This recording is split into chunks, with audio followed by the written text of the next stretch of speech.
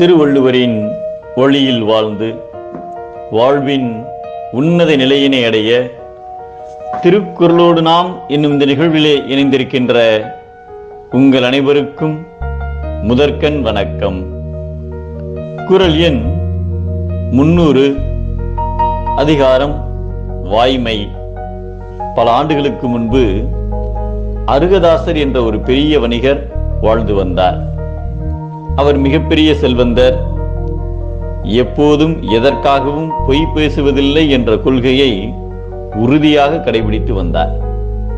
ஒரு நாள் வியாபாரத்திற்காக அருகில் உள்ள நகரத்திற்கு பெரிய தொகையை எடுத்துக்கொண்டு ஒரு காட்டு வழியாக சென்று கொண்டிருந்தார். அப்பொழுது திடீரென்று ஒரு வழிப்பறி கொள்ளையன் அவரை வழிமறித்து, உன்னிடம் உள்ள அனைத்தையும் கொடுத்து விடு, இல்லை என்றால் கொன்று விடுவேன் என்று கத்தியை காட்டி மிரட்டினார். உடனே அருகதாசர் சிறிதும் கலக்கமில்லாமல் தன்னிடம் இருந்த பணம் முழுவதையும் கொள்ளையனிடம் கொடுத்துவிட்டு, இது தவிர வேறு எதுவும் என்னிடம் இல்லை என்று கூறினார். கொள்ளையன் அந்த பணத்தை பறித்துக் கொண்டு திரும்பி சென்ற பிறகு அருகதாசருக்கு தனது கையில் அணிந்திருந்த விலைமதிப்பு மிக்க வைர மோதிரம் நினைவுக்கு வந்தது. பொய்யே பேசாத நாம் பொய் பேசிவிட்டோமே என்று வருந்தினார். உடனே திரும்பி சென்ற கொள்ளையனை திரும்ப அழைத்தார். அவன் அருகில் வந்ததும், என் விரலில் வைர மோதிரம் ஒன்று இருக்கிறது, உன்னிடம் எதுவும் இல்லை என்று பொய் பேசிவிட்டேன்.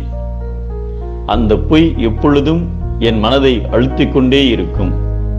இந்த பாவத்தை என் பணத்தால் கழுவ முடியாது என்று கூறி விரலில் இருந்த வைர மோதிரத்தை கழற்றி கொடுத்தார்.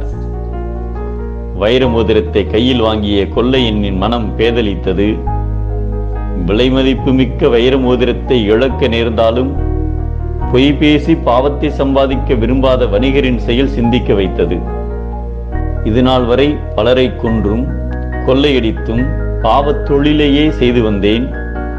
ஒரு சாதாரண பொய் பேசவே இவர் அஞ்சுகிறார் என்றால் நான் செய்த பாவத்தை எவ்வாறு போக்குவது என்று சிந்தித்தான் அந்த கொள்ளையன். இனி கொலை களவு செய்வதில்லை, உழைத்து வாழ்வேன் என்று உறுதி கொண்டு அருகதாசரிடம் பறித்த பணத்தை எல்லாம் அவர் காலடியில் வைத்து விழுந்து வணங்கி மன்னிப்பு கேட்டு வேண்டினான். அருகதாசரின் உண்மை பேசும் குணத்தால் தீயவன் நல்லவனானான். வாய்மையைப் போல் சிறந்த அறம் வேறொன்றும் இல்லை என்பதுதான் ஆராய்ந்து உணரப்பட்ட உண்மையாகும் என்பதை யாமையா கண்டவற்றுள் இல்லை எனைத்தொன்றும் வாய்மையின் நல்ல பிற என்கிறார் நம் தெய்வப்புலவர் திருவள்ளுவர்.